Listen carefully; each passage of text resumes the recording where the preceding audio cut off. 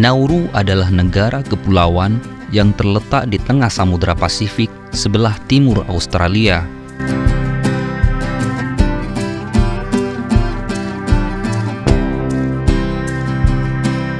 Negara ini menghadapi masalah kesehatan yang serius, di mana Nauru memiliki tingkat obesitas atau kegemukan tertinggi di dunia.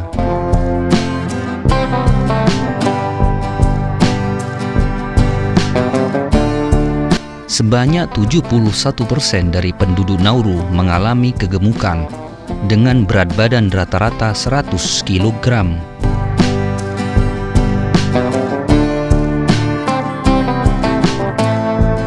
Terdapat cerita panjang mengapa penduduk Nauru bisa menderita kegemukan.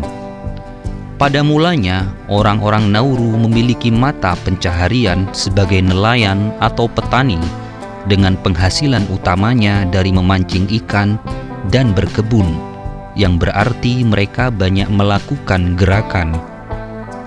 Pada saat itu, makanan yang mereka konsumsi tergolong sehat, seperti ikan, sayur, dan buah-buahan. Namun, setelah negara ini merdeka pada tahun 1968,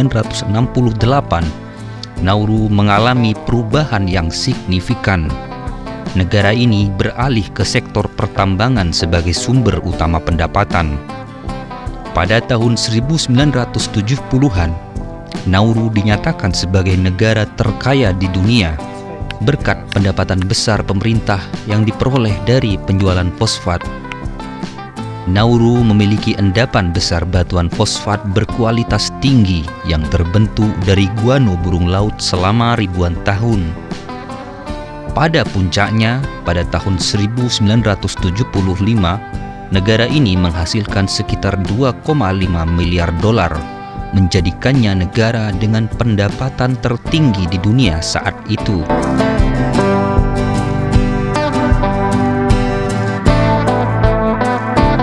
Pada dekade 1980-an, Nauru terkenal sebagai salah satu produsen fosfat terbesar di dunia. Keuntungan dari aktivitas pertambangan fosfat didistribusikan secara merata kepada penduduk, dan pendapatan per kapita Nauru meningkat pesat. Sebagai konsekuensinya, banyak penduduk Nauru merasa tidak perlu lagi bekerja.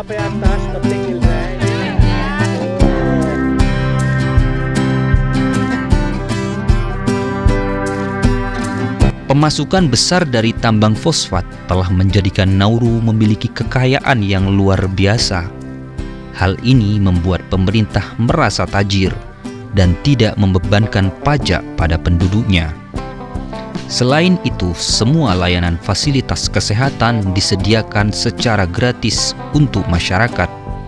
Jika ada warga yang memerlukan perawatan medis khusus, pemerintah akan menerbangkan pasien tersebut ke Australia. Selain layanan kesehatan, penduduk Nauru yang memenuhi syarat dapat mengakses universitas di Australia tanpa biaya.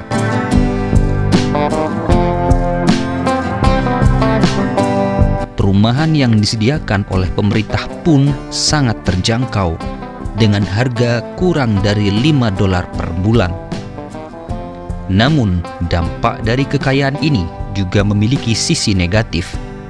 Penduduk Nauru mulai mengimpor makanan dari luar negeri, menggantikan budaya tradisional melaut dan berkebun. Makanan impor seperti makanan cepat saji dan minuman bersoda mulai mendominasi pola makan mereka. Gaya hidup menjadi pasif, kurang bergerak, dan pola makan tidak sehat. Kondisi ini diperparah oleh kenyataan bahwa endapan fosfat telah merusak kesuburan tanah di Nauru, membuat pertanian semakin sulit dilakukan, dan masyarakat semakin bergantung pada impor makanan olahan yang tinggi gula dan lemak dari Selandia Baru dan Australia. Nauru bahkan mulai memandang tubuh yang besar sebagai lambang kemakmuran yang telah berkontribusi pada tingginya tingkat kegemukan di negara ini. Saat ini, penduduk Nauru secara perlahan berjuang untuk mengatasi masalah obesitas yang melanda mereka. otoritas kesehatan setempat telah mengambil tindakan dengan mengajak para pengidap obesitas untuk berjalan sejauh 4,8 km di Bandara Internasional Nauru sebagai salah satu bentuk aktivitas fisik yang dapat membantu mengurangi masalah kegemukan. Sesi olahraga juga diadakan secara rutin untuk mendorong masyarakat menjaga kebugaran dan kesehatan mereka. Selain masalah obesitas, Nauru juga menghadapi tantangan lainnya. Efek dari tambang fosfat yang dikelola pemerintah membuat Nauru merasakan efek oven. Hal ini menyebabkan terjadinya kekeringan berkepanjangan di negara tersebut.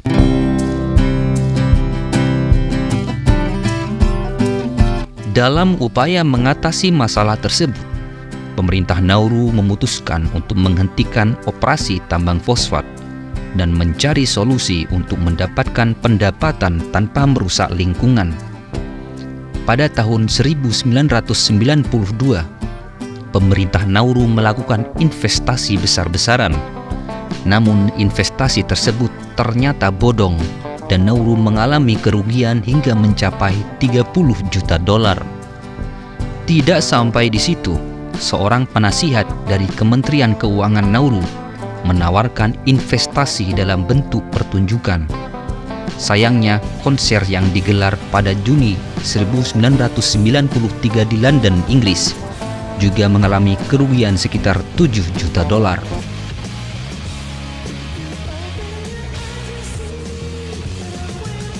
Pil pahit harus kembali ditelan oleh pemerintah Nauru. Setelah sebelumnya mengalami kerugian besar dalam berbagai investasi, seorang penasihat keuangan lainnya menggelapkan dana sekitar 60 juta dolar. Dampak dari kerugian ini membuat Nauru perlahan-lahan bergerak dari negara terkaya pada tahun 1970-an menjadi salah satu negara termiskin dan sangat bergantung pada bantuan dari negara-negara lain untuk memenuhi kebutuhan ekonominya. Kerugian besar-besaran yang dialami oleh Nauru juga berdampak pada sektor pariwisata di negara tersebut. Bahkan Nauru telah menjadi salah satu negara yang paling jarang dikunjungi di dunia.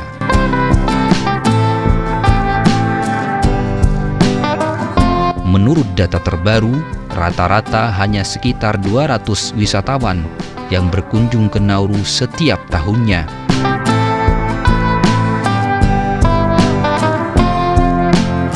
Dengan luas wilayah hanya sekitar 21 km persegi, Nauru memiliki populasi yang terbatas, dengan jumlah penduduk hanya sekitar 12.000 orang.